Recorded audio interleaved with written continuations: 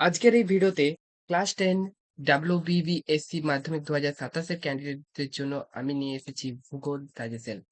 এই ভিডিওর মধ্যে আমি তোমাদেরকে একদম চিরুনি তল্লাশি করে কিছু কোয়েশ্চেন নিয়ে এসেছি যে কোয়েশ্চেন গুলো তোমাদের ফার্স্ট সামেটিভের পরীক্ষাতে 90% থেকে 100% পড়বেই পড়বে।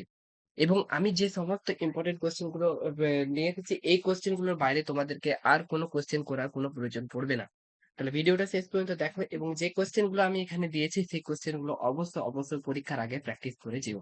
তো চলো ভিডিওটা শুরু করা যাক।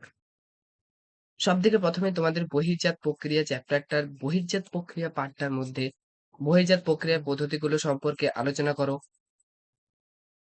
পর্যায়ন বলতে কি বোঝো? অন্তর্জাত প্রক্রিয়া ও বহির্জাত প্রক্রিয়ার মধ্যে পার্থক্য, অবরোহণ, আরোহণ প্রক্রিয়া এগুলো কিন্তু তোমাদের কাছে খুব ইম্পর্টেন্ট। তাই তোমরা কিন্তু এইগুলো অবশ্যই দেখে যাবে। নদীর বিভিন্ন কাজের মধ্যে তোমাদের পার্বত্য অঞ্চলে নদীর ক্ষয়কার্যের দ্বারা গঠিত ভূমিরূপগুলো বর্ণনা করো। নদীর বহন কাজ এবং বহনের বিভিন্ন প্রক্রিয়া সমূহ আলোচনা করো। গিরিখাত ও ক্যানিয়নের মধ্যে তুলনা করো। এটা কিন্তু 3 মার্কসে তোমাদের পার্থক্য হিসেবেও কোশ্চেনটা দিতে পারে। নদী অববাহিকা কাকে বলে? ক্যাটারাক্ট কাকে বলে? এই ধরনের কোশ্চেন কিন্তু তোমরা দেখতে পাবে। নেক্সট হিমবাহের কার্য, বাহের ক্ষয় কার্যের ফলে সৃষ্ট ভূমিরূপগুলো বর্ণনা দাও। এখানে যে তুমি কোশ্চেন গুলো দেখছো, নদীর ক্ষয় কার্যের দ্বারা সৃষ্ট ভূমিরূপ এগুলো কিন্তু চিত্র সহ বর্ণনা করো। এভাবেও কিন্তু তোমাদের কোশ্চেন গুলো থাকে। তাই তোমরা অবশ্যই কিন্তু চিত্রগুলো একটু দেখে রাখবে। কারণ কি 5 মার্কসের কোশ্চেনের ক্ষেত্রে 2 মার্কস কিন্তু চিত্র থেকেই থাকে। হিমবাহ ও জলধারার মিলিত সঞ্চয় কার্যের ফলে সৃষ্ট প্রধান ভূমিরূপগুলির চিত্র সহ বর্ণনা করো। বার্গমুন্ড ক্রেভাস কি ও পর্বতারোহণে এগুলো কি সমস্যা সৃষ্টি করে? শার্ক ও করি কি? নেক্সট বায়ুর কার্য, বায়ুর সঞ্চয় কার্যের ফলে গঠিত ভূমিরূপগুলোর বিবরণ দাও। বারখান থেকে কিভাবে শিব বালিয়াড়ি সৃষ্টি হয়? এই কোশ্চেন গুলো তোমাদের আম, খুব ইম্পর্টেন্ট বহির্জাত প্রক্রিয়া চ্যাপ্টারটা থেকে। এবং এমসিকিউ গুলোর জন্য তোমরা একবার চ্যাপ্টারটা টেক্সট বুকটা খুব ভালো করে পড়বে, তাহলে কিন্তু তোমরা এমসিকিউ গুলো খুব সহজেই করতে পারবে। এবং এই যে কোশ্চেন গুলো আমি দাগ দিয়েছি এই কোশ্চেন গুলো অবশ্যই প্র্যাকটিস করে যাবে, তাহলে তোমরা কিন্তু গোটা বহির্জাত প্রক্রিয়া চ্যাপ্টারটার মধ্যে তোমাদের বাইরে আর এর বাইরে আর কোনো কোশ্চেন পড়বে না। নেক্সট ভারত।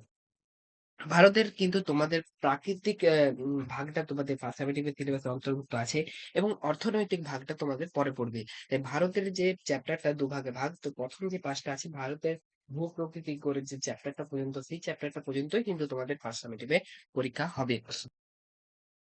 তো দেখা যাক এই চ্যাপ্টার থেকে কোন ইম্পর্টেন্ট কোশ্চেন গুলো আছে। সব থেকে প্রথম কোশ্চেন, স্বাধীনোত্তর ভারতে রাজ্যগুলির বিন্যাসের সংক্ষিপ্ত ইতিহাস বর্ণনা করো। এখানে কিন্তু রাজ্য উল্লেখ করেও কিন্তু জিজ্ঞেস করতে পারে তোমাদের যে এই রাজ্যের ইতিহাসটা কি ছিল। ভারতের চারদিকে কি আছে এর সীমা লেখো। উপকূলীয় সমভূমি, ভারতের উপকূলীয় সমভূমি অঞ্চলের বিবরণ দাও। উত্তর ভারতের প্রধান নদ নদীর সংক্ষিপ্ত বিবরণ দাও। দক্ষিণ ভারতের নদ নদী সমূহের বর্ণনা দাও। বহুমুখী নদী পরিকল্পনা কাকে বলে? ভারতের কয়েকটি প্রধান নদী উপত্যকা পরিকল্পনা সংক্ষিপ্ত বিবরণ দাও। ভারতের প্রধান নদী গঙ্গার গতিপথ বর্ণনা করো। জল বিভাজিকা উন্নয়ন কি? ভারতের জলবায়ু বৈচিত্র্যের সংক্ষিপ্ত পরিচয় দাও। ভারতের জলবায়ু ঋতু বৈচিত্র্য আলোচনা করো। এখানে মৌসুমী বায়ু যে আমাদের ভারতের উপর দিয়ে যায় তার বৈশিষ্ট্য হিসেবেও কিন্তু কোশ্চেনটা দিতে পারে। ভারতের জলবায়ুতে মৌসুমী বায়ুর প্রভাব লেখো। ভারতে খরা ও বন্যা সৃষ্টির কারণগুলি লেখো। ভারতের মৃত্তিকা ক্ষয় বা ভূমিক্ষয়ের কারণগুলি লেখো।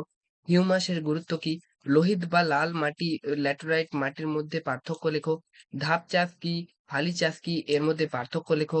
ভারতের চিরহরিৎ উদ্ভিদ ও পর্ণমোচী মৌসুমী উদ্ভিদের বন্টনে জলবায়ুর প্রভাব আলোচনা করো। দেখো, ভূগোলের ক্ষেত্রে কিন্তু তোমাদের যে চ্যাপ্টার গুলো আছে সেখান থেকে কিন্তু পদে শর্ট কোয়েশ্চেন আছে, পদে এমসিকিউ কোয়েশ্চেন আছে। তোমাদেরকে কিন্তু তোমাদের টেক্সট বুকটা খুব ভালো করে পড়তে হবে, তাহলে কিন্তু তোমাদের কোনো রকম কোনো শর্ট কোশ্চেন বা এমসিকিউ কোশ্চেনে কিন্তু তোমাদের আটকাবে না। এবং বড় কোশ্চেন আমি যেগুলো দিয়েছি এর বাইরে থেকে আর কোনো কোশ্চেন আসবে না।